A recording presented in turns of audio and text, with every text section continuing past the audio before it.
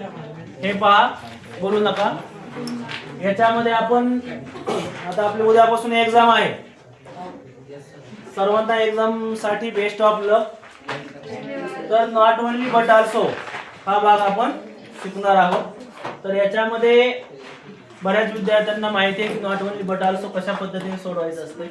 याच्यामध्ये दोन वेगवेगळे घटक असतात आणि ते दोन्ही वेगवेगळे घटक हे नॉट ओनली बट आल्सोने जोडायचे असतात. मग ते दोन सेपरेट सेंटेन्स असतील, फ्रेज असतील, सेम भाग असेल किंवा इतर कोणत्याही त्या वाक्यामधील दोन सेम घटकाला जोडण्यासाठी लक्षात सेम घटक असतील ते कॉमन घ्यायचे आणि वेगळ्या घटकाला जोडण्यासाठी आपल्याला काय वापरता येतंय, नॉट ओनली बट आल्सो. तर आता मला सांगा, पहिल्यांदा आपल्या जे 4 वाक्य दिले त्याच्यामध्ये सोडवण्यासाठी आपण वर्गातील अनिकेतला बोलू. तो तुम्हाला या ठिकाणी पहिलं वाक्य सोडवून दाखवेल.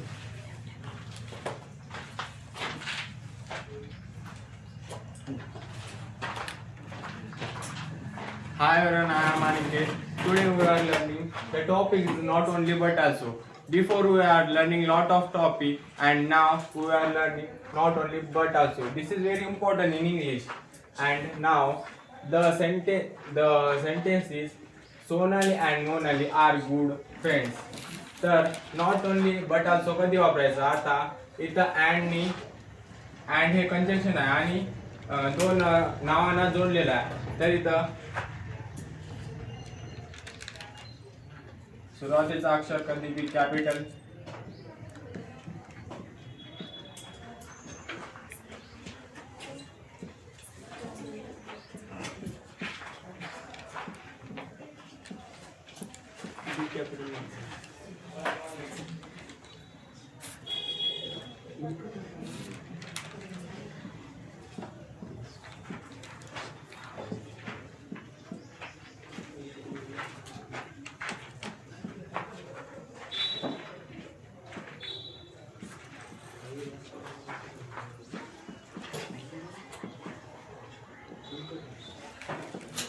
तर अशा प्रकारे नॉट ओनली बट आल्सो वाक्यात वापरायचे. वाक्य बरोबर आहे का? आहे ना, मोठ्याने बोला, बरोबर आहे का? तर याच्यानंतर आता आपल्याला दुसरं वाक्य जे आहे ते पूनम सोडून दाखवेल. तर या ठिकाणी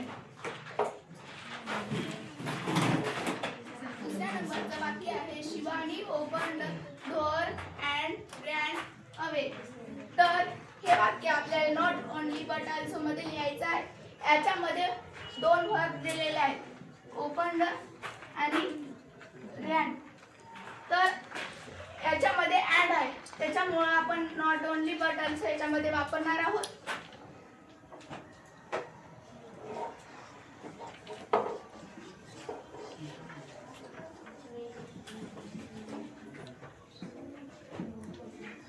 शिवानी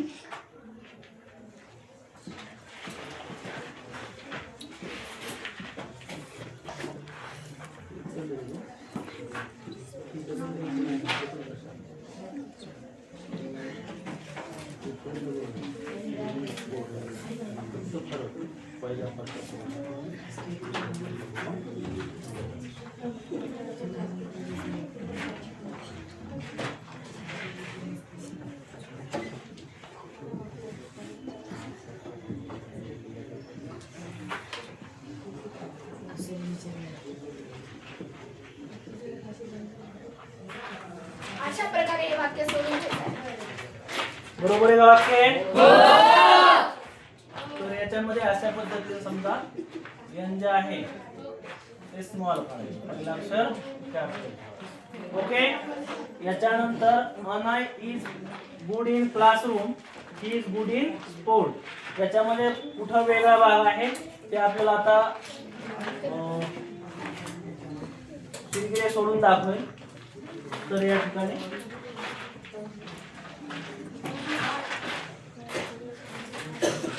तर पहा, अने is good in classroom, he is a good in sport. तर अने आणि ही हे एकच आहे आणि इज आणि हे इज इथलं पण एकच आहे. म्हणून आपल्याला ह्या वाक्यामध्ये नॉट ओनली बट ऑल्सो हे आपल्याला इथं हे करायचं आहे. मग पहा मी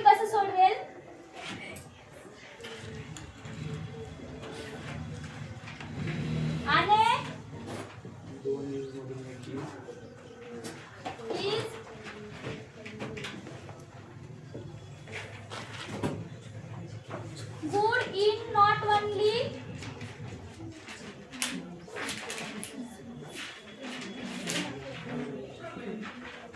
classroom.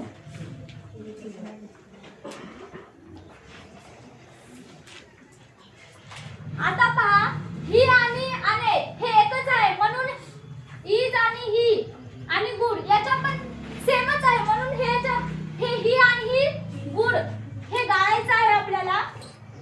मग इथं कसं येणार बघा आता. आणि is good in not only classroom. मग बट आल्सो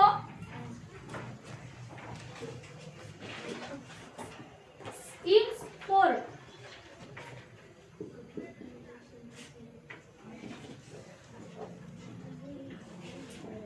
तर अशा प्रकारे आपण या वाक्यामध्ये नॉट ओनली बट ऑल्सो वापरलेला आहे. बरोबर आहे का वाक्य? हो. अना is good in not only classroom but also sport. आता इथं मी एकदा घेतलं तर इथं एकदा आपण वापरायचं. दुसरं जे शेवटचं वाक्य आहे my mother speaks fluently in English and French. हे देखील वाक्य अशाच पद्धतीने आपल्याला दिव्या सोडून दाखवणार आहे.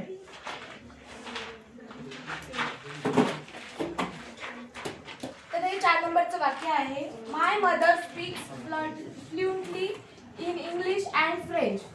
तर या वाक्यामध्ये दोन भाषा आल्या आहेत इंग्लिश आणि फ्रेंच. म्हणून इथे एक फरक येईल आणि इथे एक फरक येईल कारण इथे अँडने दोन भाषांना जोडलेला आहे. तर आपण इथे लिहून घेऊ. पहिले माय मदर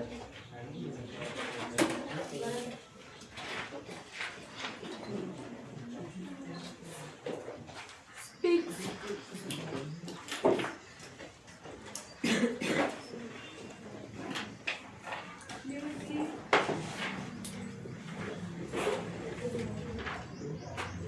आता इथे येईल नॉट ओनली.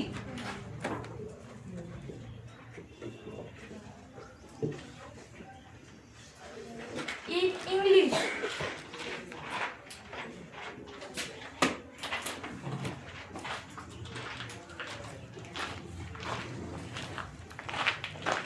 but also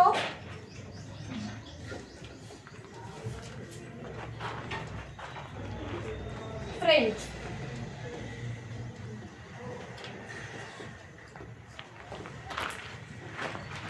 तर अशा प्रकारे आपण वाक्य हे सोडलेलं आहे. बरोबर आहे वाक्य? She speak fluently not only in English but also French. म्हणजे असंच वाक्य आपल्याला परीक्षेमध्ये विचारले जातात आणि ते वाक्य आपल्याला एकदम सोप्या पद्धतीने सहज सोडवता आले पाहिजे. फक्त आपण काय बघणार आहे त्याच्यात दोन डिफरन्स कुठं आहे, फरक कुठं आहे. फरक कशामध्ये आहे तर पहिल्या फरकापूर्वी नॉट ओनली आणि दुसऱ्या फरकापूर्वी बट ऑल्सो. ओके, या ठिकाणी आपण थांबू.